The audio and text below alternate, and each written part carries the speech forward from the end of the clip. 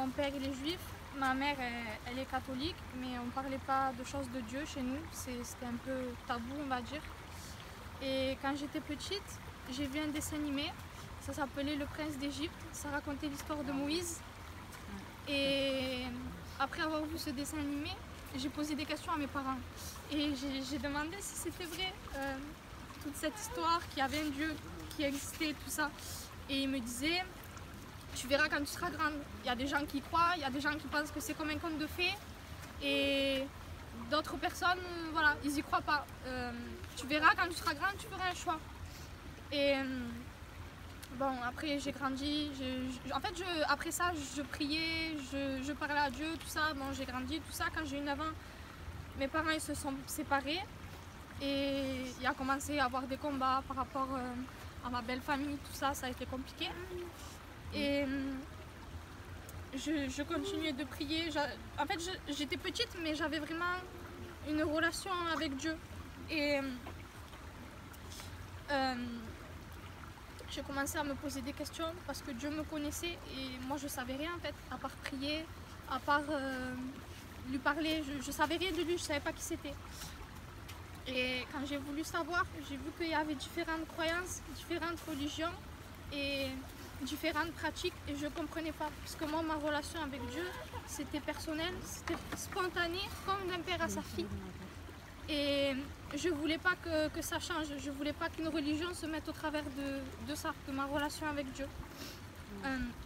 Alors j'ai laissé tout ça de côté et j'ai demandé à Dieu de me guider pour savoir c'était quoi sa volonté dans ma vie pour le servir.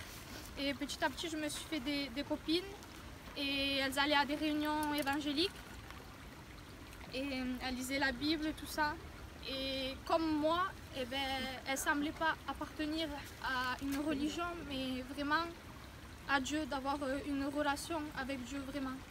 Et je me suis intéressée à ça, j'ai voulu en savoir plus. Je voulais aller aux réunions, mais je ne pouvais pas parce que ma mère ne pouvait pas m'amener par rapport à ma famille, tout ça, je ne pouvais pas. J'ai continué d'échanger avec les sœurs, on s'envoyait des versets, on parlait de Jésus, mais je ne réalisais pas qui c'était Jésus en fait. Je ne réalisais pas encore ce qu'il avait fait pour moi.